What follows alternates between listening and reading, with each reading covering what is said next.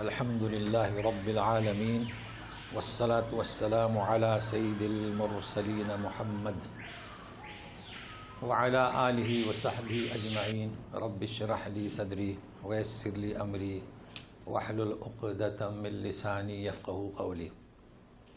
آج کا ہمارا درس جو ہے سورہ النمل مجلس تیسری آیت نمبر 45 اعوذ باللہ من الشیطان الرجیم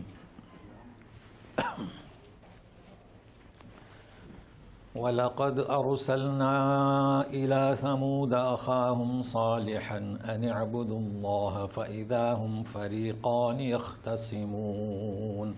ہم نے بھیجا قوم سمود کی طرف ان کے بھائی صالح کو یہ پیغام دے کر کہ اعبدوا اللہ، اللہ کی عبادت کرو۔ اچانک ان میں دو جماعتیں ہو گئیں، دو ٹیمیں، دو فریق باہم آپس میں لڑنے لگے۔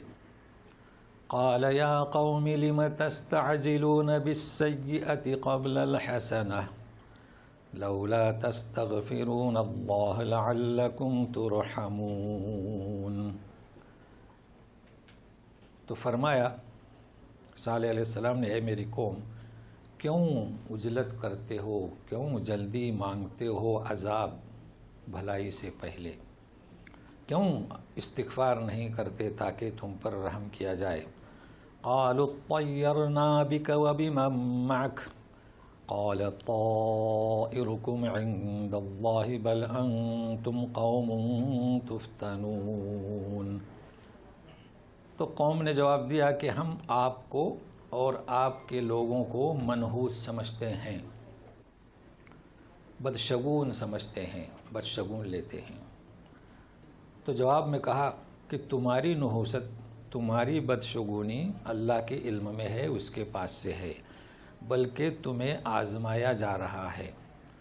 وَكَانَ فِي الْمَدِينَةِ 9 رَهْطٍ يُفْسِدُونَ فِي الْأَرْضِ وَلَا يُصْلِحُونَ۔ اس شہر میں 9 رہط تھے، رہط یعنی رئیس، سردار، 9 افراد۔ وعلیکم السلام۔ فساد مچاتے تھے، اصلاح کا کوئی کام نہیں کرتے تھے۔ قالوا تقاسموا بالله لنبيتنه وأهله ثم لنقولن لوليه ما شهدنا مهلك أهله وإنا لصادقون۔ تو وہ 9 رہط، 9 افراد بولے آپس میں کہ قسم کھاؤ اللہ کی کہ ہم ان پر شب خون ماریں گے، حملہ کر دیں گے رات میں اور ان کے اہل پر، اور ختم کر کے پھر کہیں گے اس کے وارث سے کہ ہم نے تو دیکھا ہی نہیں ان کے قتل کی جگہ کو، معرفنا بہم ولا شہدناہم وإنا لصادقون، ہم تو سچے۔ وَمَكَرُوا مَكْرًا وَمَكَرْنَا مَكْرًا وَهُمْ لَا يَشْعُرُونَ۔ انہوں نے خفیہ چال چلی، ہم نے خفیہ تدبیر چلی، انہیں پتہ بھی نہیں چل سکا، کوئی شعور نہیں ہو سکا۔ فانظر کیف کان عاقبۃ مکرہم انا دمرناہم وقومہم اجمعین۔ تو دیکھیے ان کی مکر، بری چال کا انجام کیا ہوا، یہ ہوا کہ ہم نے اس ساری قوم کو ہلاک کر دیا۔ فَتِلْكَ بُيُوتُهُمْ خَاوِيَةٌ بِمَا ظَلَمُوا إِنَّ فِي ذَلِكَ لَآيَةً لِقَوْمٍ يَعْلَمُونَ۔ یہ گھر اجڑے پڑے ہیں، خاویتن یعنی ویران، ان کے ظلم کی پاداش میں، اس میں قوم کے لیے نشانی ہے جو جاننا چاہتی ہے، سمجھنا چاہتی ہے۔ وَأَنجَيْنَا الَّذِينَ آمَنُوا وَكَانُوا يَتَّقُونَ۔ ہم نے نجات دی ایمان والوں کو جو نافرمانی سے بچتے تھے۔ یہ ایک قصہ ہوا، اس کے بعد میں دوسرا قصہ ہے، اس کے بعد میں جو شروع ہوگا بہت اہم موضوع رہے گا ہمارے حالات کے اعتبار سے، یعنی ہمارے کلمات دعائیہ اور ورد و اذکار۔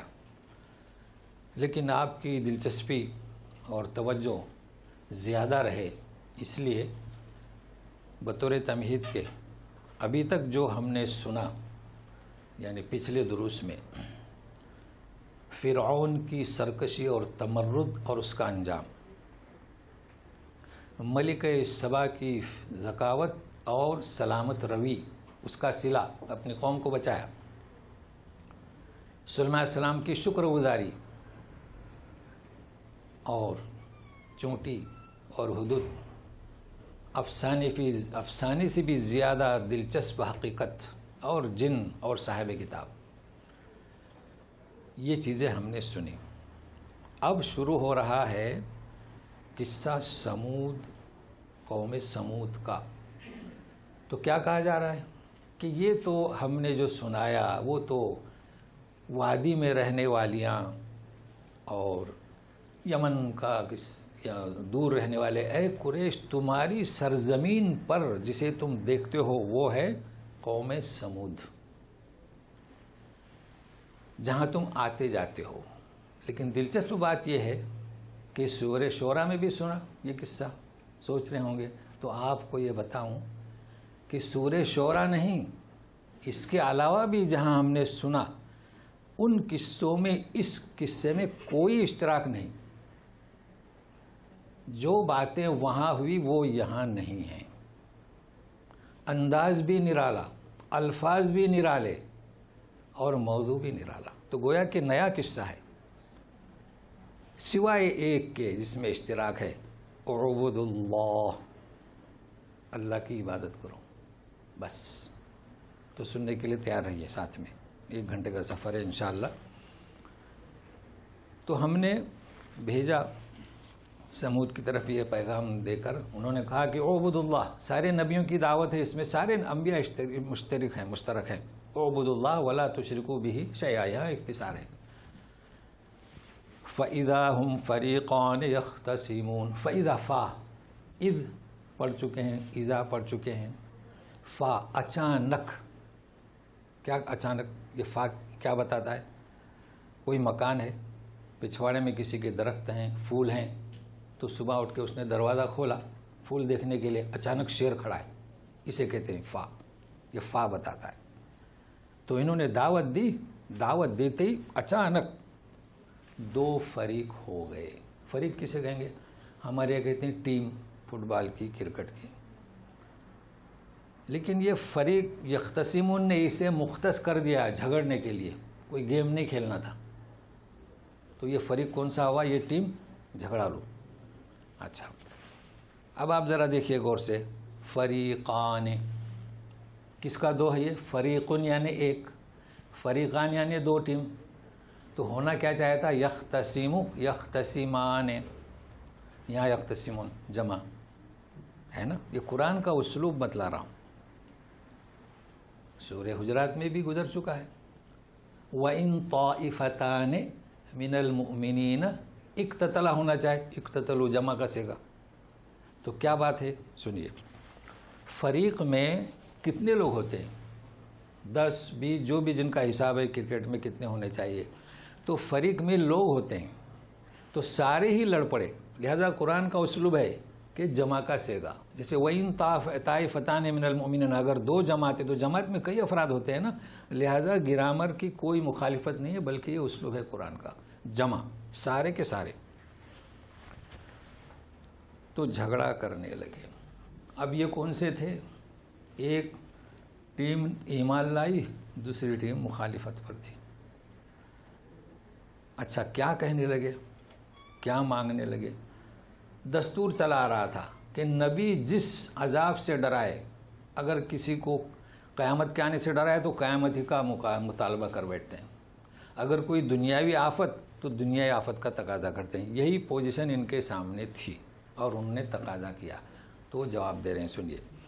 قال یا قوم لم تستعجلون بالسیئۃ قبل الحسنہ، سیئہ یعنی کیا؟ عذاب، اور حسنہ یعنی کیا؟ بھلائی۔ بھائی نعمت اللہ تعالیٰ کی، رحمت کو طلب کرنا چاہے، ایمان لائے تو رحمت ہوگی، وسعت ہوگی، حسنہ ربنا آتنا فی الدنیا حسنہ، تو تم جو ہے عذاب مانگ رہے ہو۔ جی، اب اس کی وضاحت ہے، لولا تستغفرون اللہ، اللہ سے مغفرت طلب کرو. کون سی مغفرت؟ ملک سبا نے کیا کہا تھا؟ ظلمت نفسی. جب حقائق اس کے سامنے آئے سلیمان علیہ السلام کے، یہ ہے استغفار، اعتراف، یعنی اپنے گناہوں کا اعتراف کہ ہم غلطی پر تھے. تو تمہیں تو وہ کرنا چاہے تھا کہ آج تک ہم شرک کرتے رہے، بجائے اعتراف کے، بجائے استغفار کے مجھ سے کہہ رہے ہو کہ عذاب لے آؤ. لعلکم ترحمون، تاکہ تم پر رحم کیا جائے. جس طرح ملک سبا پر رحم کا معاملہ ہوا قوم پر اس کے، اب پھر اس کا رد عمل. اب ذرا توجہ دیں گے کیا الفاظ آ رہے ہیں. قالوا اطیرنا بک وبمن معک قال طائرکم عند اللہ بل انتم قوم تفتنون. طائر گزشتہ ہم بتائے تھے، دیکھیے جو گرامر بتاتا ہوں نا وہ آپ کو سپورٹ کریں گے. ہم نے کہا تھا احق تو تا کا تا میں دو نقطے والی تا میں ادغام نہیں ہوتا. اب یہاں عکس ہے. یہاں کیا ہے دیکھیے، جب شمسی حرف ہوتا ہے جیسے الشمس، لام، اس کے بعد شمسی ہو تو ادغام ہوتا ہے. یہاں تو لام ہے ہی نہیں، تو ادغام کیسے ہوا؟ قالوا الطیر، یہ ادغام ہوا نا. یہ تا ایک ہی ہے، شد کس کا ہے؟ اصل میں یہ تھا تطیرنا، کیا تھی؟ تا. یہ شمسی اور قمری والی بات نہیں ہے یہاں پر. تو یہ دو نقطے والی تا کو حذف کر کے تا میں داخل کر دیا تو اس کا شد آیا. تو یہ شد ہم لوگ تجدید کہتے ہیں، کس کے بدلے میں ہے؟ دو نقطے والی تا کے. اب سمجھ گئی، تطیرنا کیا؟ تو طائر کے معنی کیا؟ پرندہ، اڑتا ہے. تو یہاں پر طائر سے معنی بدشگونی کیوں، نحوست کیوں، بدفعلی کیوں؟ مشرکین کے نزدیک جب سفر درکار ہوتا تھا تو پرندہ وہیں ان کے جو معبد میں جو راہب تھا اس کے ہاتھ سے اڑاتے تھے. تو آپ اڑا دیجئے کبوتر کو، کبوتری کو، وہ سیدھا نہیں جاتا. یہ اس کی کیفیت ہے، اڑ کے یا دائیں یا بائیں. کسی کو بھی اڑائیں، مرغی کو اڑائیں. اب وہ جب دائیں اڑے تو وہ سفر اختیار کرتے تھے، بائیں طرف مڑے تو سفر منقطع کرتے تھے. تو یہ استعمال ہونے لگا اڑنا، کس کے لیے؟ بدشگونی کے لیے. نہیں تو پھر اس کے معنی تو اڑنا ہے، پرندے کے معنی. اچھا، اب یہ تطیرنے یعنی کیا؟ ہم پرندے کے اڑنے سے بدشگونی لیتے ہیں، یہ تا کی وجہ سے. اب وہ تا بھی نہیں ہے یہاں پر. تو اس طرح کے قالوا طیرنا، ہم تو آپ کو منحوس سمجھتے ہیں، منحوس بدشگونی لیتے ہیں کہ تم اور جو تم پر ایمان لائے. یہ اس کے معنی ہوئے. وبمن معک، جواب کیا دے رہے ہیں؟ طائرکم عند اللہ. کیا مطلب؟ اللہ کے پاس، اللہ کے علم میں، اللہ کے پاس سے. جب حقائق تمہارے سامنے پیش کیے تم نے اسے قبول نہیں کیا تو ہدایت نہیں ملتی. یہ ہدایت جنہیں معلوم ہے، جو واقف ہیں، ہدایت کسے کہتے ہیں؟ ہدایت دو ہوتی ہیں. ایک پہلی، یعنی کائنات کو دیکھ کے اسے قبول کیا جائے، جیسے ملکہ سبا بلقیس نے قبول کیا تھا. تو اللہ تعالیٰ آگے بڑھتے نہیں، دوڑتے ہیں. تو تم نے پہلی ہدایت پہ آنکھیں بند کر لی تو اللہ تعالیٰ نے مہر لگا دی. تو نحوست کہاں ہے تمہاری؟ اللہ کے پاس ہے. بلکہ تم قوم ایسی ہو جو فتنے میں، آزمائش میں ڈالی جا رہی ہو. کیا مطلب آزمائش؟ فتنہ ہمارے یہاں استعمال ہوتا ہے مشکل کے لیے، جبکہ عربی میں فتنہ امتحان. تو تمہیں گناہوں میں ڈھیل دے کر تمہاری آزمائش لی جا رہی ہے کہ آج نہیں تو کل تم لوٹ آؤ اور اللہ تعالیٰ تمہیں اپنی رحمت آغوش میں لے لے. تو یہ تو تمہاری آزمائش ہے. تمہیں ہم ڈھیل دے رہے ہیں، تم غلط سمجھ رہے ہو، یہ مراد ہے. وَكَانَ فِي الْمَدِينَةِ تِسْعَةُ رَهْطٍ يُفْسِدُونَ فِي الْأَرْضِ وَلَا يُصْلِحُونَ. دیکھیے تلاوت اور ترجمہ ہو چکا ہے آپ لوگوں کی وجہ سے، تاکہ سب شریک ہو جائیں. شہر میں 9 رہط تھے. سارے لوگوں نے ترجمہ کیا ہے افراد کا، 9 آدمی تھے، ٹھیک ہے نا. لیکن یہ رہط سورہ ہود میں بھی آیا ہے. سورہ ہود میں شعیب علیہ السلام سے کہا تھا ان کی قوم نے، اِنَّا لَنَرَاكَ فِي ضَلَالٍ لَنَرَاكَ ضَعِيفًا، ہم تمہیں کمزور دیکھ رہے ہیں. وَلَوْلَا رَهْتُكَ، رہت یہی لفظ ہے وہاں پر، لَرَجَمْنَاكَ، تو وہاں پر ترجمہ کیا ہے سارے مفسرین نے کنبہ قبیلہ. اب جو گرامر میں آپ کو بتلایا یہاں آپ کو سپورٹ کرے گا سمجھنے میں. تو وہاں یعنی آپ کا جو قبیلہ ہے اس لیے ہم آپ کو رجم نہیں کر رہے، مار نہیں رہے، ہلاک نہیں کر رہے ہیں جی. اب یہاں ترجمہ کیے ہیں فرد کا. فرد اس لیے کہ یہ 9 قبیلے تھے تو ان کے رئیس کا فیصلہ تھا. ہمیشہ شر ہو خیر ہو ان کا جو رئیس ہے، جیسے ملک سبا اس میں خیر کا مادہ تھا، لہٰذا یہ افراد تھے، 9 فرد تھے، لیکن ان کے 9 کیا تھے؟ قبیلے تھے. تو کبھی آپ فرد کا ترجمہ کریں، جماعت کا ترجمہ کریں، تو جماعت تو کہنے نہیں آتی ہے، اس لیے دونوں ترجمے صحیح ہیں. تو یہ فرد تھے. تو انہوں نے اب کیا کہا دیکھیے، یہ کیسے تھے کہ فساد یعنی شر ان کا کام تھا، خیر کا پہلو ان میں نہیں تھا. تو دیکھیے کیسے شر کا پہلو ہے. قالوا تقاسموا باللہ، یعنی آپس میں قسم کھا لو سب مل کے. یہ 9 افراد کیا قسم کھائیں گے؟ لَنُبَيِّتَنَّهُ وَأَهْلَهُ. یہ نبیت کیا ہے؟ بیت سے. بیت جانتے ہیں نا، گھر. انسان بیت کے معنی اس کے پہلے بتا چکا ہوں کہ گھر میں آتا ہے سونے سہارا لینے کے لیے. اسی طرح مبیت منا ہے نا، مینا کیا کہتے ہیں؟ مبیت، مطلب رات کا گزارنا وہاں ضروری ہے، واجبات حج میں سے ہے. تو یہ ہے نبیتنہ، یعنی ہم وہاں پر رات گزاریں گے. لیکن یہ جو تجدید آئی نا، شب خون ماریں گے، حملہ کریں گے. جیسے کیسے معنی مستار لیے جاتے ہیں، یعنی بیت سے. اور یہ نبیت ہے، بیت تجدید شد آ گیا، باب اس کا تبدیل ہو گیا، تو شب خون یعنی حملہ کریں گے مارنے کے لیے. شب خون یہ فارسی ترجمہ ہے، یعنی رات کو ڈاکہ ڈالیں گے اور مرڈر کریں گے، خون بہائیں گے. چلیے، وَأَهْلَهُ، ان کو ساروں کو مار دیں گے. ایسا کیوں؟ پھر اس کے وارث سے کہیں گے، یعنی چونکہ قتل جب کوئی کسی کو کرتا ہے تو اس کا وارث کا حق ہے. پوچھا جاتا ہے کہ آپ کیا چاہتے ہیں، دیت چاہتے ہیں، پیسہ چاہتے ہیں، معاف کرتے ہیں یا قصاص. تو کیا کہیں گے؟ ما شہدنا ما عرفنا اشبہم ولا شفنا مہلک اہلی وإن، ہم تو سچ بول رہے ہیں. کیا مطلب اس کا؟ جیسے کہ کوئی اسکیم کرتا ہے، تخطیط کرتا ہے کسی کو مارنے کی، خود پلان کرتا ہے، یا کوئی کہیں انگار لگانے کی، سب کچھ کرتا ہے خود ہی. لیکن لوگوں کو شک ہوتا ہے تو کہتا ہے اچھا میں آپ ہی کے منہ سے سن رہا ہوں، کب ہوا، کب قتل ہوا، کب جلا. یہ مطلب ہے اس کا کہ ما شاہدنا مہلک اہلی وإنا لصادقون. یہ جواب دیں گے انہیں. اب سنیے، یہ انہوں نے تو قسمیں کھا لی کہ اس نبی کو جا کر ہلاک کرنا ہے، اور جب کوئی پوچھے گا تو کہیں گے کہ ہمیں پتہ ہی نہیں. اور رات کا کون سا حصہ اختیار کرتے تھے؟ صبح سے پہلے جب لوگ گہری نیند میں ہوتے ہیں. تو انہوں نے کیا چلا؟ ایک چال چلی. تو سنیے، وَمَكَرُوا مَكْرًا وَمَكَرْنَا مَكْرًا وَهُمْ لَا يَشْعُرُونَ. انہوں نے چال چلی مکر والی. جب لوگوں کے ساتھ منسوب ہوتا ہے مکر تو ایک چال، بری چال. اور ہم نے خفیہ تدبیر، اللہ تعالیٰ کی طرف منسوب تو خفیہ تدبیر. یہ چال کیا ہوتی ہے؟ مکر. سامنے والے پارٹی سے ہم بڑی خوشدلی سے ملتے ہیں، گفتگو کرتے ہیں، اور حقیقت میں اسے ہمیں نقصان دینا ہوتا ہے، لیکن اسے پتہ نہیں چلتا، اسے وہم بھی نہیں ہوتا کہ یہ صاحب تو میرے ساتھ اتنی اچھی بات کر رہے ہیں کہ میرے لیے شر. جیسے کہ شیطان نے آدم حوا علیہ السلام کو گمراہ کیا تھا نا، اور اچانک وہ دیکھتا ہے کہ یہ تو میرے دشمن نکلے.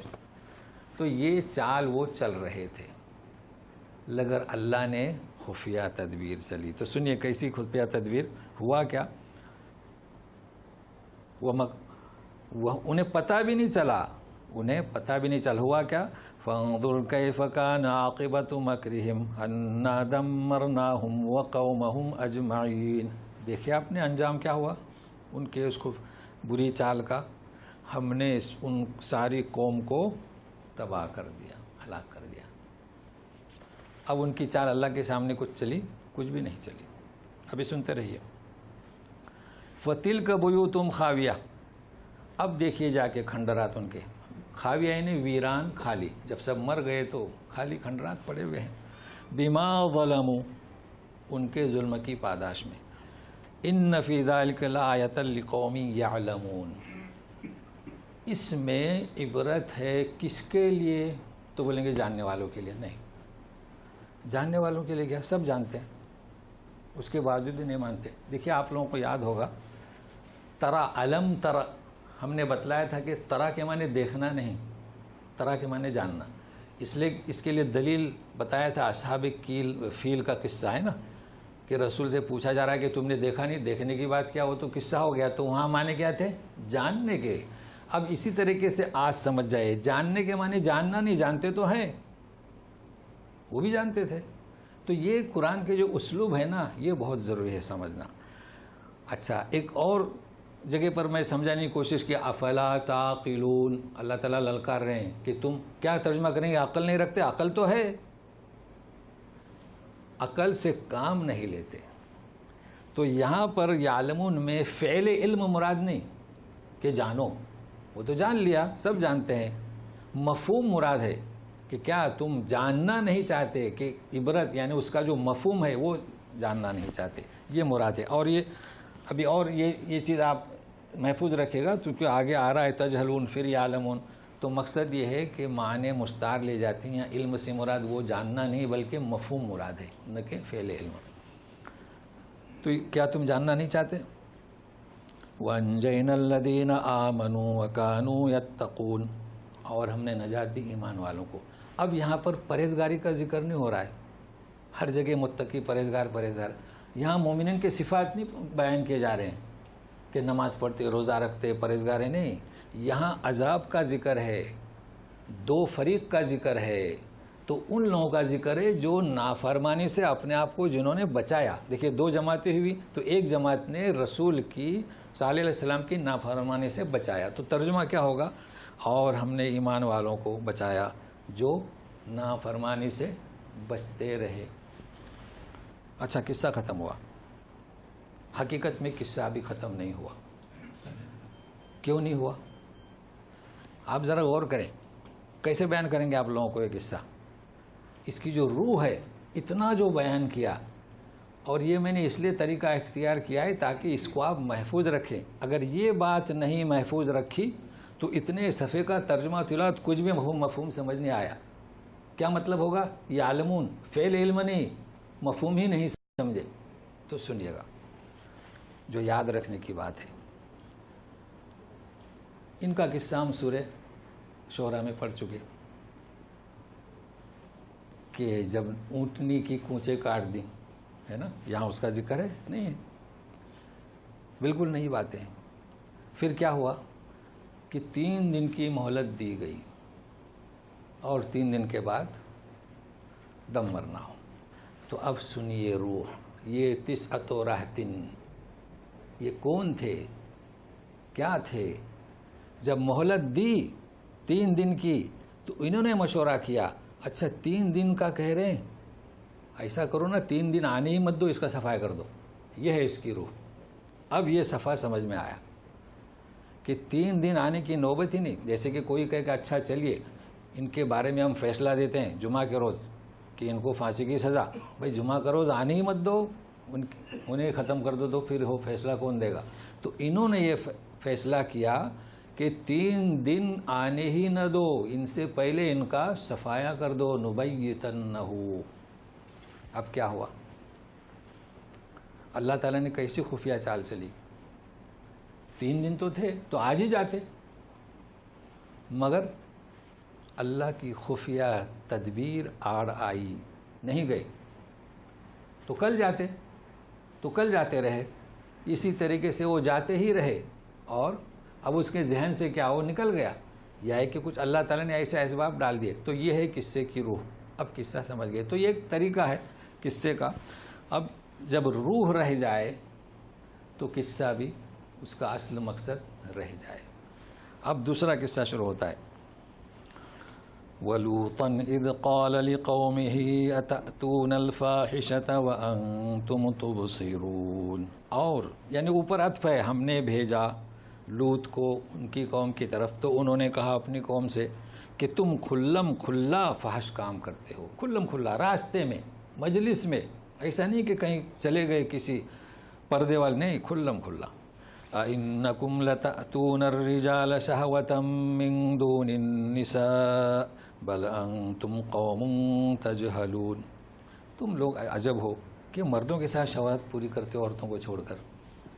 تم تجہلون، علم کے مقابلے میں لوگ سمجھتے ہیں تجہلون، جبکہ نہیں، علم کے مقابلے میں تجہلون نہیں آتا. بھائی ایک عالم ہے تو کیا اس کے مقابلے کا جاہل ہے؟ نہیں. عالم کے مقابلے میں کیا آتا ہے؟ امی، ان پڑھ. تو یہ کس کے مقابلے میں ہے؟ یاد رکھیے اس کے معنی جاہل کے نہیں.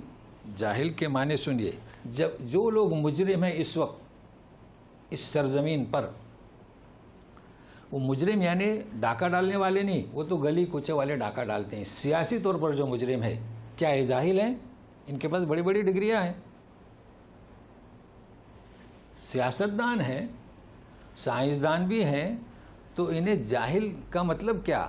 یہ سب علم والے ہیں مگر عقل کے خلاف ہیں. افلا تعقلون، بڑا سے بڑا سائنسدان ہے، وہ سمجھ گیا. امریکہ کی جو یونیورسٹی ہے نا، وہاں کا جو سائنسدان جو جس نے اس کی بنیاد ڈالی، اس نے کہا کہ انسان اکیلا کھڑا نہیں ہے، ناممکن ہے کہ انسان اس دنیا میں اکیلا ہے، کوئی بھی ہے. لیکن اس نے خدا کا اعتراف نہیں کیا تو جاہل ہوا. جاہل کا مطلب کیا؟ ناداں. تو یہ جو بھی فحش کام کرنے والے تھے وہ علم سے خالی اور کورے نہیں تھے، عقل کو استعمال نہیں کرتے تھے. تو انہوں نے یوں کہا کہ بل انتم قوم تجہلون، بلکہ تم کیا احمق لوگ ہو، نادان لوگ ہو، ایسی حرکت کرتے ہو. ان کا جواب سنیے. فما كان جواب قومه إلا أن قالوا أخرجوا آل لوط من قريتكم إنهم أناس يتطهرون. ان کا جواب تھا کہ اسے نکال دو اپنی بستی سے. یہ اپنے آپ کو پاک باز بناتے ہیں. بستی سے کیوں نکالنے کے لیے کہہ رہے تھے؟ چونکہ اس بستی سے نہیں تھے، عراق سے آئے تھے. یعنی اپنے آپ کو بڑے پاک باز سمجھتے ہیں. اور یہی رد عمل ہوتا ہے. آپ کبھی بھی تبلیغ کریں، دعوت دیں تو کہیں گے کہ بڑے پاک باز ہو گئے، بڑے نمازی بن کر آ گئے. یہ وہیں سے چلا رہا ہے کیونکہ شیطان وہی ہے نا، اور اس کے چیلے وہی کام کر رہے ہیں. فَأَنْجَيْنَاهُ وَأَهْلَهُ إِلَّا امْرَأَتَهُ قَدَّرْنَاهَا مِنَ الْغَابِرِينَ. یہ نرالا انداز ہے. ہم نے اسے اس کے اہل کو نجات دیا سوائے امرأتہ. گزشتہ ہم پڑھ چکے ہیں کانت من الغابرین. یہ یہاں نئی چیز آئی ہے. قدرناہا، مقدر کیا تھا ہم نے اس کے لیے. اللہ مقدر، عذاب آنے سے پہلے پتھر اس کے انتظار میں تھا کہ جا کر اسے لگے. کیوں؟ اس لیے کہ اس کے ساتھ وسائل تھے. نبی کی بیوی تھی، کسی اور کے لیے پتھر انتظار میں نہیں. اس کے لیے نبی کی بیوی تھی، تعلیم حاصل کرنے کے وسائل زیادہ تھے بنسبت دوسروں کے، لہٰذا ہم نے تقدیر میں اس کے لکھ دیا. تو کیا معلوم ہوا؟ آج کل وسائل بہت ہو گئے. اگر کوئی انگلش میڈیم ہے، کوئی گجراتی میڈیم ہے، تو اس کے لیے وسائل بہت ہیں کہ قرآن کو سیکھے. تو جتنے وسائل ہوں گے اور اگر دین کی تعلیمات حاصل نہیں کی تو اتنی گرفت زیادہ ہوگی. تو مطلب ہے کہ دین کی تعلیم نہیں، دین اسلام، دین اسلام. تو اس کو نوٹ کر لیجئے. وَأَمْطَرْنَا عَلَيْهِمْ مَطَرًا فَسَاءَ مَطَرُ الْمُنذَرِينَ. ہو چکی آیت کہ ہم نے کیسی برسات، بارش کی، پتھروں کی بارش برسی. کن لوگوں پر؟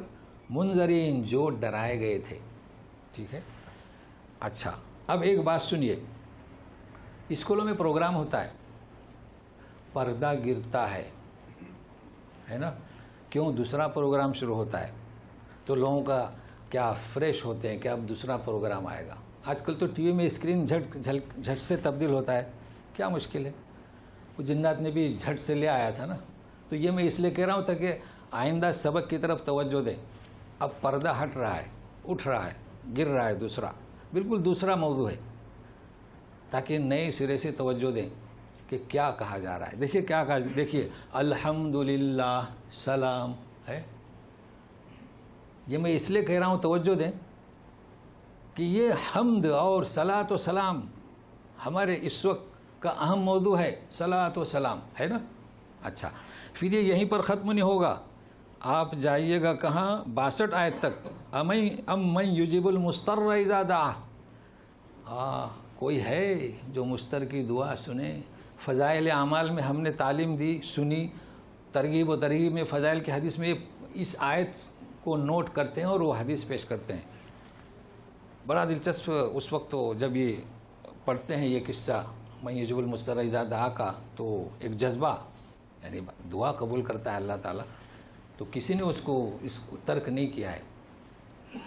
تو آج میں آپ کے سامنے وہ باتیں نہیں بتاؤں گا جو اس پڑھتے اور پڑھاتے تھے، تحقیق کی بات اور دعا سلام کے بارے میں ہمارا کیا طریقہ اختیار کرنا چاہے. اچھا کلپیں بھی بہت آ رہی ہیں، مجھے بھی بھیجتے ہیں. تو آپ کو میں ایسی بات بتاؤں گا کہ وہ سنتے ہی آپ کا کمپیوٹر سگنل دینا چاہے ریڈ، یہ غلط ہے. بس لہٰذا توجہ چاہتا ہوں، سنیے گا. یہ وہ فتویٰ کیسے دیتے ہیں، کوئی بنیاد رہتی ہے ان کے پاس، بیسک بتلا رہا ہوں تو سنیے. قُلِ الْحَمْدُ لِلَّهِ وَسَلَامٌ عَلَىٰ عِبَادِهِ الَّذِينَ اصْطَفَىٰ اللَّهُ خَيْرٌ عَمَّا يُشْرِكُونَ.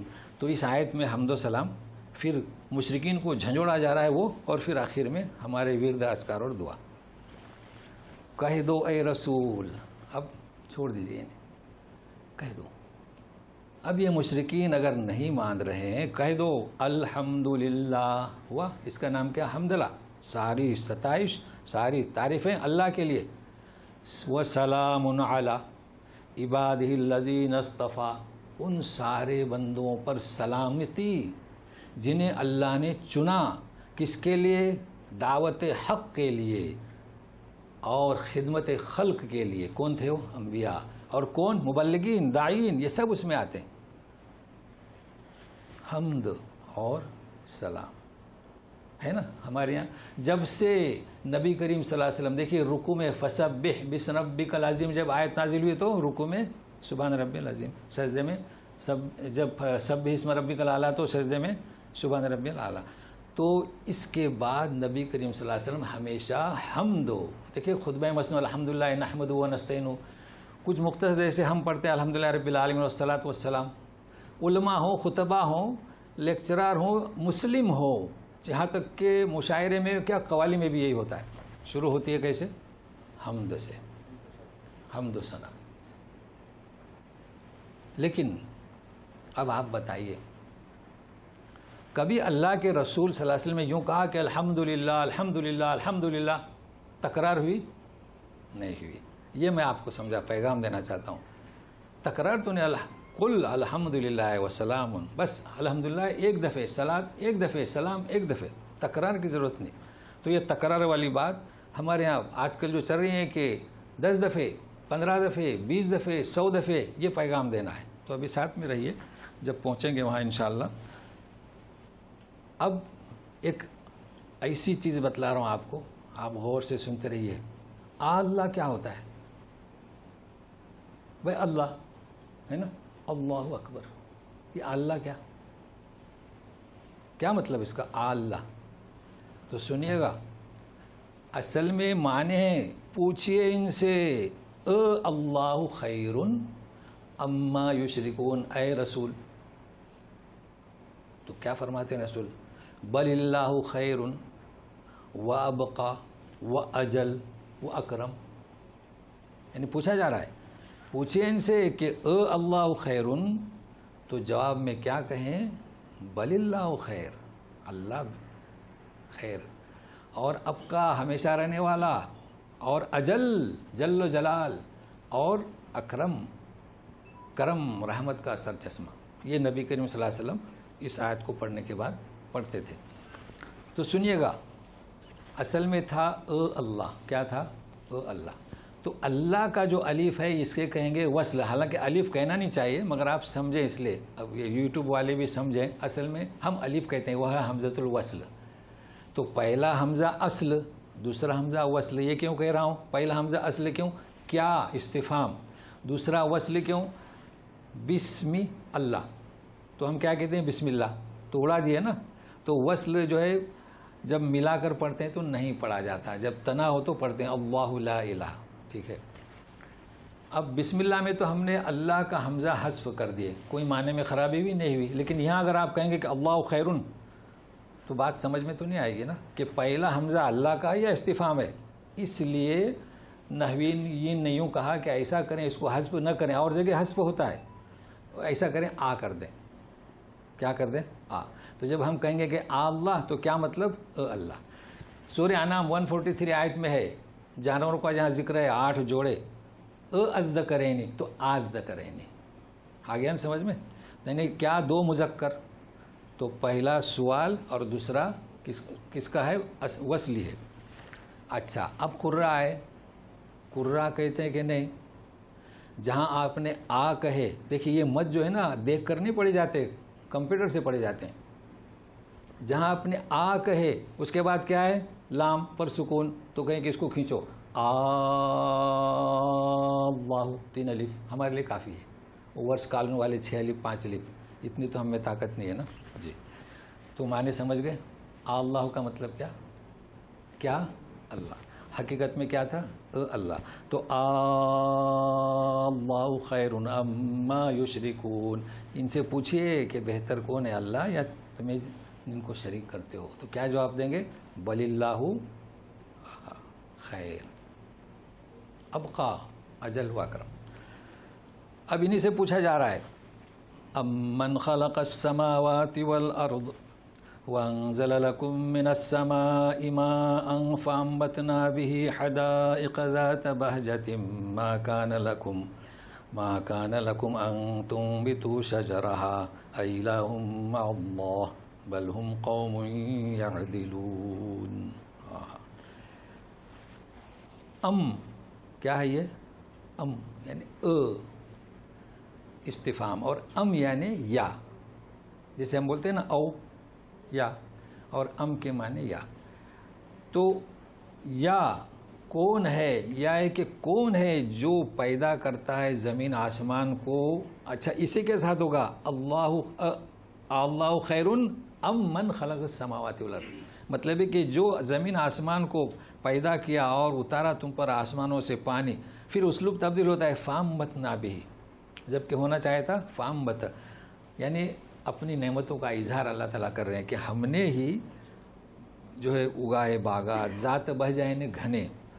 ماں کان لکم ان تنبتوا شجرا تمہارے بس میں نہیں تھا کہ یہ پودے تم اگائیں. کسان کے بس میں نہیں ہے. جھنجھوڑا جا رہا ہے مشرکین کو. پھر پوچھا جا رہا ہے الہ مع اللہ. یہ الہ کا وصل نہیں ہے لا الہ اصلی ہے اس لیے الہ مع اللہ. بل ہم قوم یعدلون. یہاں ذرا توجہ دیں بھائی جھنجھوڑا جا رہا ہے سمجھ میں تو آ گیا نا کہ کون ہے زمین و آسمان کو جو پیدا کیا یہ نباتات اگاتا ہے وہ. پھر کہا جا رہا ہے کہ الہ مع اللہ بل ہم قوم یعدلون. پہلے اردو کے ترجمے یعدلون اردو کا ترجمہ کیا کیا وہ بھی ترجمہ صحیح ہے لیکن کیسے صحیح ہے اور عربی کا ترجمہ کیا ہے. انہوں نے اس سے کیا کیا ہے ہمارا جو فارسی کا لفظ ہے نا حکم عدول یعنی نافرمانی اس کا ترجمہ کیا ہے. تو بعضوں نے کیا ہے کہ لیکن یہ رائے حق سے بھٹکے ہوئے ہیں لیکن یہ رائے حق سے انحراف کیے ہوئے ہیں یہ رائے حق سے ہٹے ہوئے ہیں. یہ انہوں نے ترجمہ کیا. ترجمہ صحیح لیکن کیا ترجمہ نہیں ترجمانی ہے یعنی نتیجہ رزلٹ. اب ترجمہ بتاتا ہوں. عربی والوں نے ترجمہ کیا ہے یسوون لہ عدیلا یسوون لہ مثیلا. یہ یعدلون عدل سے لیا ہے. عدل کے معنی کیا انصاف. تو انصاف کسے کہتے ہیں برابر جس کا حق ہے اسے حق دے دو. اور فلا عدیل لہ ولا مثیل لہ اللہ کے جیسا کوئی نہیں ہے کوئی. تو یہ اللہ کے برابر کسی کو کرتے ہیں وہم یعدلون. تو ترجمے فرق تو ہوگا. تو یہ ہے ترجمہ کہ وہ اللہ کے مقابلے میں کسی کو شریک کرتے ہیں. جیسے ہم نے جو باوا بنائے یا ہمارے یہاں جو مزارات ہیں انہیں ہم نے کیا کیا اللہ کے برابر کر دیا. جب اللہ کے برابر کر دیا عادل و مثل تو انحراف کیا. تو وہ انحراف والا بھی ترجمہ صحیح ہے لیکن یہ ہے ترجمہ. پھر پوچھا جا رہا ہے امن جعل الارض قرارا وجعل خلالها انہارا وجعل لها رواسي وجعل بين البحرين حاجزا أإله مع الله بل اکثرهم لا يعلمون. کون ہے جس نے زمین کو قرار والا بنایا ورنہ حرکت کرتی تھوڑے تھوڑے جھٹکے آتے رہتے ہیں مگر اللہ تعالیٰ نے اسے مضبوط تھامے رکھا ہے. کیسے دیکھیے اس زمین کے درمیان نہریں بھی ہیں اور رواسی یعنی کھونٹے بھی ہیں. یہ پہاڑ جو ہے نا اسے تھامے ہوئے ہیں. اور جو پانی ہے بین البحرین سے مراد کیا میٹھا اور کھارا، اس کے درمیان مضبوط آڑ بنائی رکھی ہے۔ بحرین سے مراد یہ بحرین نہیں جو ہمارے سامنے ہے، بلکہ میٹھا پانی اور کھاری پانی۔ اِلٰہٌ مع اللہ، کہ اللہ کے ساتھ کوئی ہے؟ بل اکثرہم لا یعلمون، اکثر لوگ نہیں جانتے۔ اب آپ کو کام آئے گا، کیا نہیں جانتے؟ سب جانتے ہیں، مفہوم نہیں سمجھتے۔ جانتے نہیں کا مطلب کیا؟ فعل علم نہیں، سمجھنا جاننا نہیں چاہتے، یہ ترجمہ کر سکتے ہیں۔ جی اب آ گئی وہ آیت جو فضائل اعمال میں بھی پڑھائی جاتی ہے اور ساری کتابوں میں، بیہقی میں، ترمذی میں، ساری سنیے گا آپ۔ امن یجیب المضطر اذا دعاہ ویکشف السوء ویجعلکم خلفاء الارض اِلٰہٌ مع اللہ قلیلا ما تذکرون۔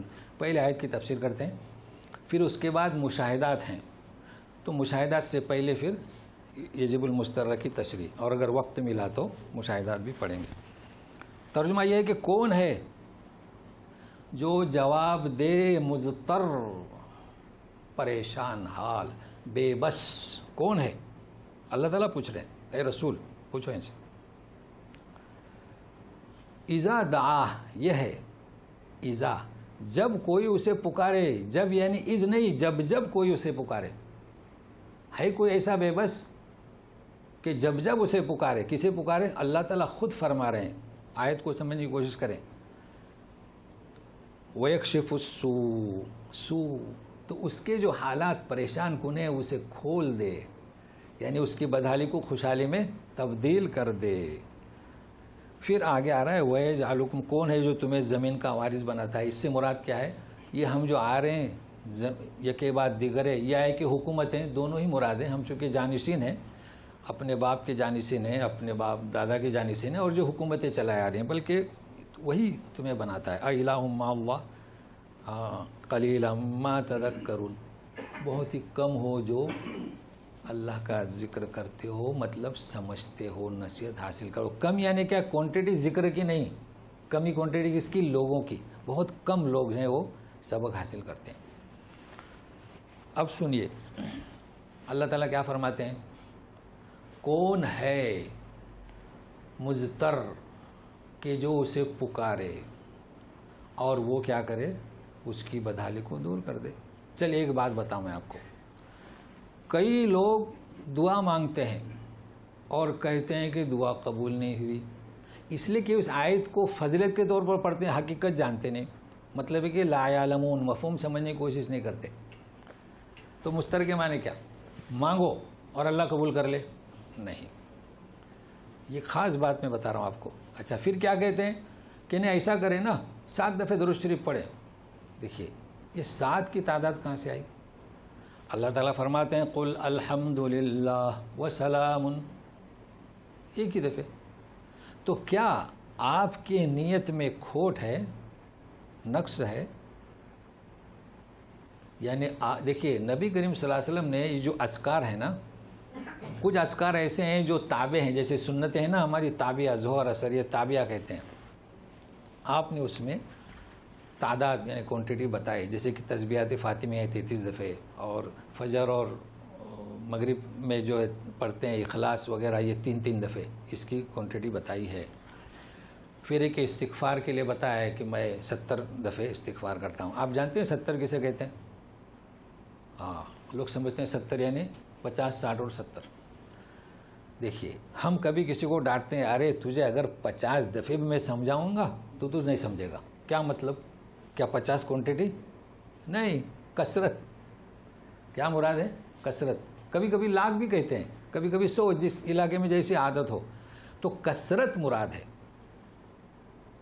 دیکھیے ایک انسان ہے جو فارغ البال و حال ہے، اسے کچھ کام نہیں، اپنا نماز میں جاتا ہے، اس کا وقت گزرتا ہے، تو وہ تسبیحات پڑھ سکتا ہے، 100 دفعے درود شریف بھی پڑھ سکتا ہے، تو اس کی تو 500 ہو جائیں گی، ہوگی نا؟ بیچارہ جاب کرنے والا پڑھ سکتا ہے کیا؟ بتائیے۔ درود شریف، میرے اوپر درود شریف کثرت سے بھیجو۔ ابھی آپ ایک صاحب کو بتاتے ہیں کہ روزانہ، ایک بیمار صاحب گئے کسی استاد کے پاس تو بولے 1000 دفعے درود شریف پڑھو۔ اللہ 1000 دفعے؟ وہ لوٹے ہمارے پاس کہ ہم نہیں پڑھ سکتے. میں نے کہا پڑھ ہی نہیں سکتے, آپ ڈبل بیمار ہو جائیں گے. ابھی تو آپ 50% بیمار ہیں نا, 100% بیمار ہو جائیں گے. تو کثرت سے مراد کیا ہے؟ آپ جتنا پڑھ سکیں. یہ کیا بات ہے کہ دیکھیں رکوع کی تسبیح 3 دفعے بغیر گنے ہوئے, 3 سے 5 7. تو مقصد کیا ہے کثرت کا؟ 2 باتیں سمجھانا ہے. کثرت اور مستر کے معنی کیا؟ وہ تو اصل روح ہے. اگر وہ نہیں سمجھے تو پھر یہ میرا لیکچر رہے گا جائے گا. سنتے رہیے, کلپ چل رہی ہیں. اچھا ہے, بھیجتے ہیں. سورہ فاتحہ 8 دفعے پڑھیے. اچھا, سورہ فاتحہ 8 دفعے تو فرض نماز میں 1 ہی دفعے جی. اور آپ مصلی سے باہر قدم رکھیں گے, آپ کی دعا قبول ہو جائے گی. ماشاء اللہ, بہت اچھا, بہت خوب. کتنے دفعے پڑھ لیں سورہ فاتحہ؟ 8 دفعے. اور دعا مانگے, بس مصلی سے قدم باہر رکھا, دعا قبول ہو گئی.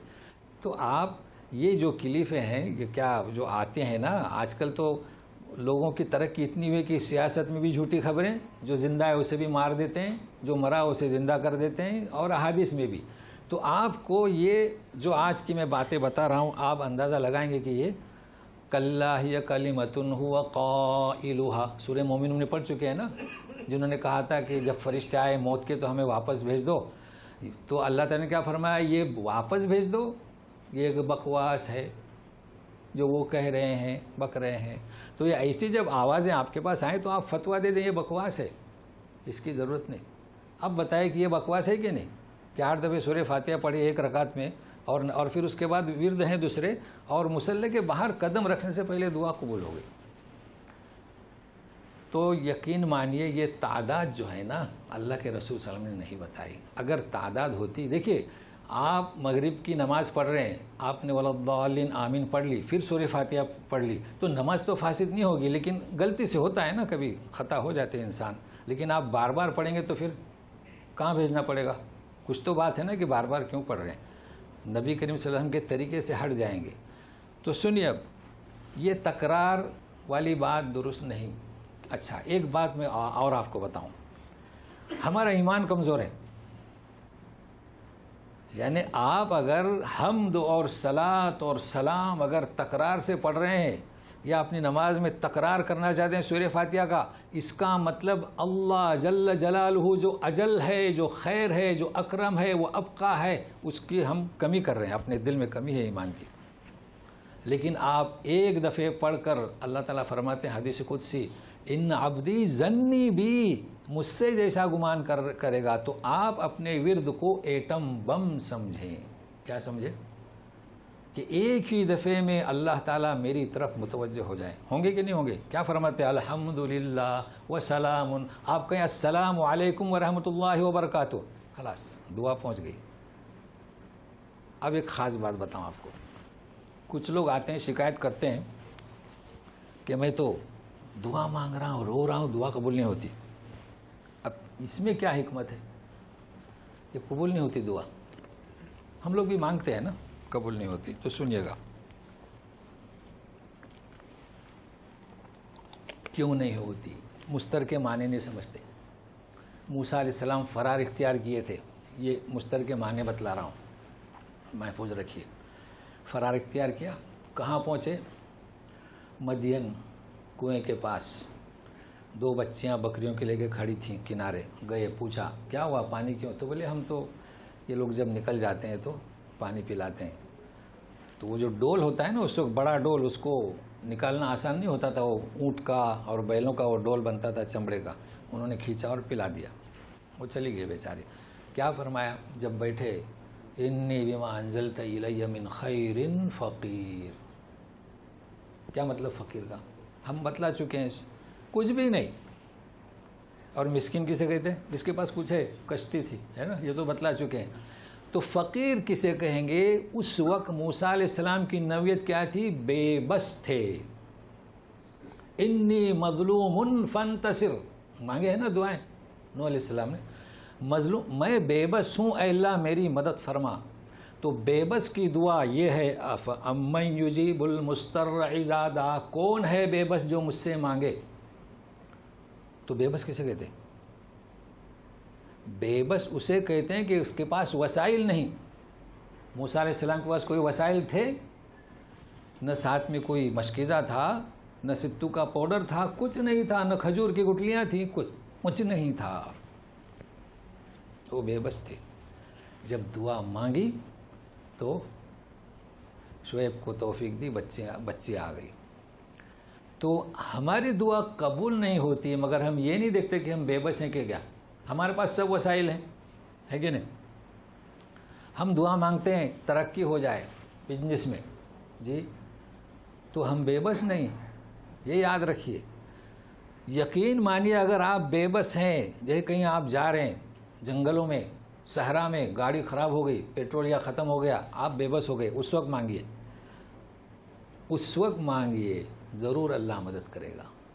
کیوں؟ تو اللہ فرماتے ہیں. مگر ہے یہ ایمان ہمارے پاس ایمان کیا ہے؟ کسی خلیفے کا بتایا ہوا ورد 100 دفعے 300 دفعے. دیکھیے میں بات تلخ نہیں کہہ رہا ہوں، ہمارا ذہن فوراً دوسری طرف جاتا ہے، اس قرآن کی آیت کو چھوڑ دیتے ہیں.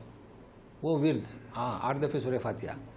تو میرے دوستو، اللہ کے کلام کو میں اپنے ترجمے سے یعنی اسے ایٹم بم سمجھیے، اس میں اتنا پاور ہے کہ کسی میں نہیں. کیوں؟ خیر الکلام کون سا ہے؟ اللہ تعالیٰ کا کلام ہے. آپ ایک دفعے سورہ اخلاص پڑھیں گے، اس میں ہے کہ نہیں قوت؟ جی، آپ کہیں گے شیطان سے اگر پالا پڑا، آپ کہہ دیں لا حول ولا قوت الا باللہ، فوراً وہ ہٹ جائے گا. لیکن اگر میں آپ سے کہوں کہ 7 دفعے پڑھو، تو 7 دفعے پڑھنے میں کتنے منٹ لگیں گے وہ آپ کو دبوچ لے گا. تو ایسا اللہ کا کلام نہیں ہے. جہاں آپ نے پڑھنا شروع کیا وہ ہٹ گیا. یہ 7 دفعے کی تعداد یا کوئی بھی تعداد ہو، تو بہرحال یہ ہم نے آپ پر واضح کر دیے. تو خیال رکھیے گا، آپ خود ہی فتویٰ دے دیا کیجیے گا ایسی کیا وہ آوازوں سے، آڈیو سے، ویڈیو سے. اب ہم آگے چلتے ہیں. جھنجھوڑا جا رہا ہے تو سنیے. جھنجھوڑا بلکہ مشاہدات ہیں، تو اسے خالی ترجمہ کرنا ہے کہ دیکھتے نہیں رات دن. امن یہدیکم فی ظلمات البر والبحر ومن یرسل الریاح بشرا بین یدی رحمتہ الہ مع اللہ تعالی اللہ عما یشرکون. کون ہے جو تمہیں ہدایت دیتا ہے خشکی و بری اور خشکی سمندر کے سفروں میں؟ کون ہدایت دیتا ہے؟ اس لیے کہ لوگ چاند سے، ستاروں سے راستہ جو ہے حاصل کرتے تھے، اور آج بھی ہے. ہوائیں بھیجتا ہے بشارت والی. اب رحمت سے پہلے یعنی کیا؟ بارش جو ہے اس سے پہلے لوگ اندازہ لگاتے ہیں کہ بارش ہوگی. تو یدے سے مراد سامنے. بہت بلند ہے اما ان سے جنہیں تم شریک کرتے ہو. کوئی بھی ہو جنہوں نے شریک کیا ہے، وہ چاہے زمین پر کھڑے ہوں لکڑے کے یا مٹی کے یا زمین کے نیچے سوئے ہوں، کوئی بھی، ان کو اس کے برابر نہ کرو. اگر برابر کر دیے تو شریعت سے انحراف. سنیے گا. امن یبدأ الخلق ثم یعیدہ ومن یرزقکم من السماء والارض الہ مع اللہ قل ہاتوا برہانکم ان کنتم صادقین. کون ہے جو یبدأ یعنی بالکل ابتدا سے، نیست سے ہیست میں کون پیدا کرتا ہے؟ سب جانتے ہیں اللہ. پھر لوٹ آئے گا کون؟ سب جانتے ہیں. پھر کون تمہیں رزق دیتا ہے آسمان زمین سے؟ سب جانتے ہیں. آسمان زمین سے رزق جانتے ہیں، برسات ہے، بارش ہے، اور آیات ہیں، اور زمین سے جو اگتے ہیں. الہ مع اللہ. اس کا جواب کیا ہو سکتا ہے؟ لاؤ دلیلیں اگر تم سچے ہو. سب اس کا اعتراف کرتے تھے. وہی بات کہی جا رہی ہے کہ مشاہدات میں ہے. قل لا يعلم من في السماوات والارض الغیب الا اللہ وما يشعرون. دیکھیے یہاں وما یشعرون 2 بار آ رہا ہے. اس کا تعلق کس سے ہے؟ دیکھیے، کہہ دو کہ نہیں جانتا آسمان زمین میں جو کچھ بھی ہے غیب مگر اللہ. کیا کیا چھپا ہوا ہے زمین کے نیچے صرف اللہ جانتا ہے. کنہیں شعور نہیں. یہ جو تم نے شریک بنا رکھے ہیں ان کو کچھ بھی پتہ نہیں. لوگ کہتے ہیں نا یہ علم غیب، علم غیب، اور اس پر بیان ہو چکا ہے، وضاحت کی زیادہ ضرورت نہیں. بہرحال کہ میں یہ بھی بتلایا تھا کہ لوگ کہتے ہیں رسولوں کو علم غیب ہے. نفی ہو رہی ہے، کسی کو علم غیب نہیں. ارے اگر علم غیب ہوتا تو جبرائیل امین کیوں اتارے جاتے اور پڑھاتے؟ ہاں، اگر علم غیب ہوتا تو مکہ سے مدینہ ہجرت کیوں کرتے؟ آپ مکہ میں بھی اور مدینہ بھی میں ہیں، مگر کہاں ہماری عقل کہاں؟ لا یعقلون لا یعلمون. سنیے اب یہ آیت آگے آ رہی ہے تو ذرا توجہ دے. وما یشعرون ایان یبعثون. آیت آدھی رہے گی.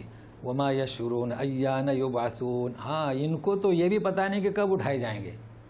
آپ لوگ جا کے ان سے مانگتے ہو، چاہے وہ ہمارے مزاروں میں ہو، انہیں ان کا کچھ علم نہیں کہ انہیں خود کب اٹھایا جائے گا، حساب کتاب کب ہوگا۔ اچھا، فرشتوں کو بھی پتہ نہیں، فرشتے تو مقرب ہیں نا، انہیں بھی اس کا پتہ نہیں کہ قیامت کب واقع ہوگی۔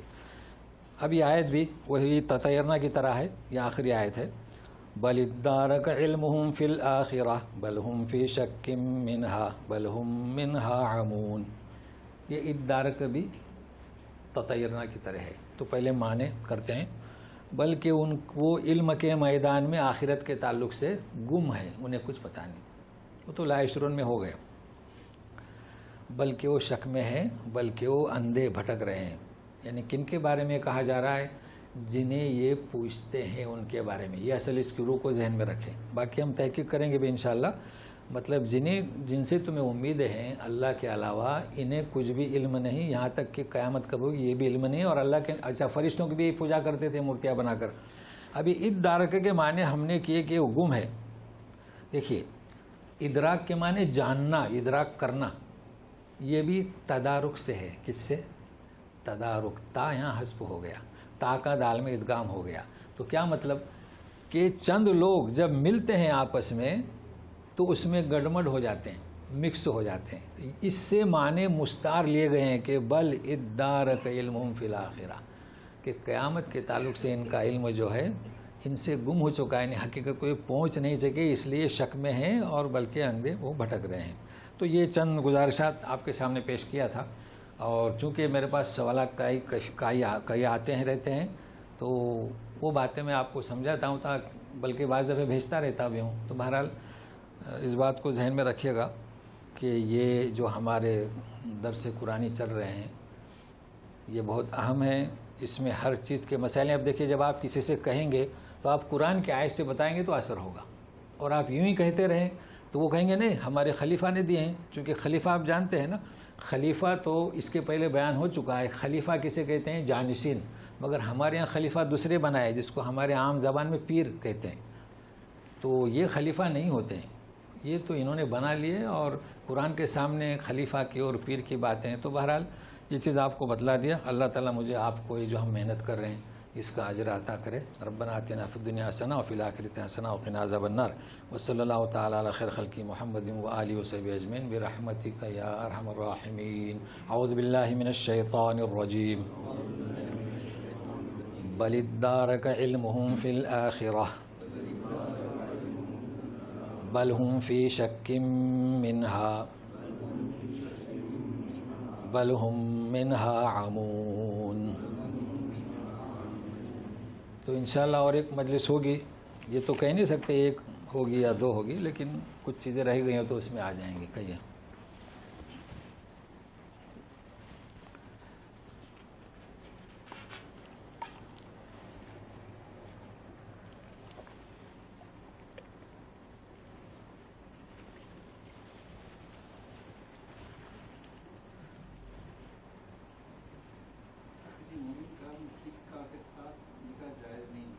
جی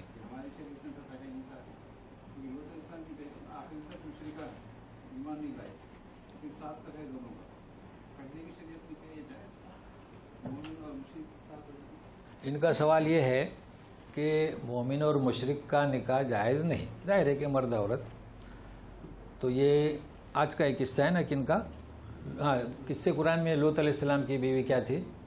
جی کافرات تھی، اور نوح علیہ السلام کی بیوی، مگر ان کو تھوڑا اور قریب کرا دینا۔ نبی کریم صلی اللہ علیہ وسلم کی دو بیٹیاں کن سے بیاہی ہوئی تھیں؟ ابو جہل کے بیٹوں سے، ہے نا؟ جی، تو یہ سمجھنے کے لیے میں ایک نقطہ پیش کرتا ہوں، یہ ایسا کیوں کہ نبی کی بیویاں کافرہ کیوں؟ تو صرف ایک بات کو سمجھیں کہ جب نبی آتا ہے، ٹھیک ہے نا، وہ اکیلا، نبی کریم صلی اللہ علیہ وسلم کی شادی جب ہوئی تھی آپ کی عمر کیا تھی؟ 25۔ خدیجہ کی عمر کیا تھی؟ جی، کس مذہب پہ نکاح ہوا تھا؟ ہے نا؟ ابھی ہم تھوڑا ادب سے بیان کریں گے۔ وہ تو ایمان کب لائی؟ 40 سال کی عمر میں جب غار ہرا میں فرشتے آئے اور آپ صلی اللہ علیہ وسلم پریشان حال رہے تو اس نے یقین دلائی کہ نہیں، آپ کو اللہ تعالیٰ نہیں چھوڑے گا. سمجھ رہے ہیں نا؟ تو یہ اس کو بھی سمجھ میں رکھیں. تو مطلب یہ کہ جب نبی آتا ہے تو کنہیں دعوت دینا آتا ہے؟ کفرستان. کسے؟ ہاں. تو اس وقت اس پر یہ پابندی نہیں رہتی کہ آپ شادی کے لیے مسلم تلاش کریں. کہاں سے تلاش کریں گے؟ مسلم تو کوئی ہے ہی نہیں. سمجھ رہے ہیں نا؟ تو یہ چیز آپ کو سمجھنے میں کام آئے گی. اچھا، اسی طریقے سے آدم علیہ السلام کے، حوا علیہ السلام کے بطن سے ایک لڑکا اور ایک لڑکی. اب یہ تو دونوں شادی نہیں کر سکتے نا، بھائی بہن ہوئے. تو کیا ہوا؟ اس کے بعد میں سال سے کہیے 7 مہینے سے کہیے 7 مہینے سے ایک جوڑا ایسا پیدا ہوا، تو وہ بھی بھائی مگر چونکہ ایک ہی ساتھ وہ پیٹ میں نہیں تھے تو شادی ہوئی. تو یہ مجبوریاں. اچھا، اور بنی اسرائیل میں جو یعقوب علیہ السلام ہے نا، اس وقت جو ہے سگی 2 بہنوں سے بھی شادی جائز تھی ان کی شریعت میں. بہرحال یہ، لیکن میں نے اصل میں یہ تو ٹھیک ہے اتنا کہنا کہ پہلی شریعت میں جائز تھی، مگر ہم نے حکمت بتلائی کہ یہ وجہ تھی. اور اب چونکہ اب اسلام کثرت سے پھیل چکا ہے، لہٰذا آپ کو شادی کرنا ہے مشرکہ سے تو وہ کلمہ پڑھے. واضح ہوا؟ اور باقی یہود نصارہ وہ تو بیان ہو چکا ہے، ان کو کلمہ پڑھنے کی ضرورت نہیں. چلیے، تو بہرحال ایسے سوالات ہوں تاکہ سمجھ میں آئے. حاکمین. ہاں جی، کئی آیت ہیں ایسے. بلا. ہاں جی بالکل، کوئی بات نہیں. نماز میں آپ سب اسم ربک الاعلی ہی پڑھیں گے نا، اور سبحان ربی العظیم ہی پڑھیں گے، تو وہ قرآن کی آیت ہے. ہاں لوگ لیکن دھیرے سے دیتے ہیں، دھیرے سے. اب جو اس کی پابندی کرتے ہیں وہ دیتے ہیں. سمجھ رہے ہیں نا؟ ہاں، ان کا سوال ہے کہ قادیانی لڑکی. دیکھیے، ہم آپ کو بیان کر چکے ہیں افتونی. کیا مطلب افتونی کا؟ رائے. ٹھیک ہے نا؟ مگر یہ یاد رکھنا، یہ رائے ہے اور ایک اجماع امت ہے. تو اجماع امت میں اور فتوے میں فرق ہے. کیونکہ کیا ہوتا ہے، ہم کتنا بھی پڑھتے رہیں گے نا تو یہ نہیں ہم محسوس کریں کہ خلاص ہم اس کے ماہر ہو گئے. جیسے کہ ہم نے فتوے کے معنی بتایا کہ رائے، لیکن ہر جگہ رائے نہیں چلے گا.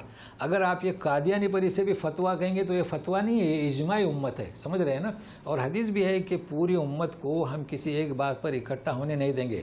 تو قادیانی کا جو تعلق ہے، آپ کیا کہہ رہے تھے؟ کلمہ پڑھانا پڑے گا نا. اس لیے میں سمجھا رہا ہوں کہ اجماع ہے عرب و عجم کا کہ یہ کافر ہے، لہذا اسے کلمہ پڑھانا پڑے گا. رہا شیعہ، اجماع امت نہیں ہے.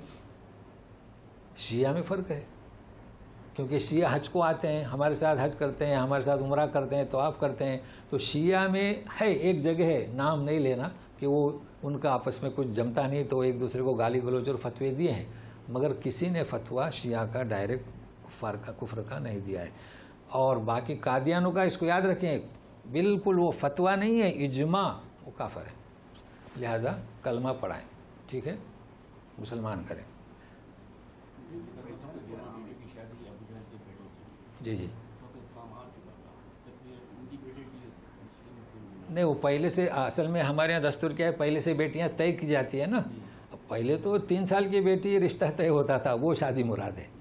جی، انہوں نے سوال کیا نا کہ اسلام آنے کے بعد آپ نے ایسا کیوں کیا. تو اور ایک تو تھی نا وہ عمرو بن العاص کے ساتھ ایسا کیسا تھی، چونکہ اس وقت مسلمان تھے کہاں اور پہلے شادی ہو چکی تھی نا. تو ایک میں نے قصہ بتلایا تھا کہ وہ فتح جنگ بدر کے بعد میں پھر وہ ایمان لائے. تو وہ اس صورت میں بتایا تھا کہ لوگوں نے سوال کیا تھا کہ وہ نکاح ٹوٹا کہ نہیں. تو نکاح نہیں ٹوٹتا ہے. وہ اسلام لائی نبی کریم کی بیٹی اور پھر وہ بعد میں ایمان لائے، لیکن دونوں کو ایک ساتھ کر دیا.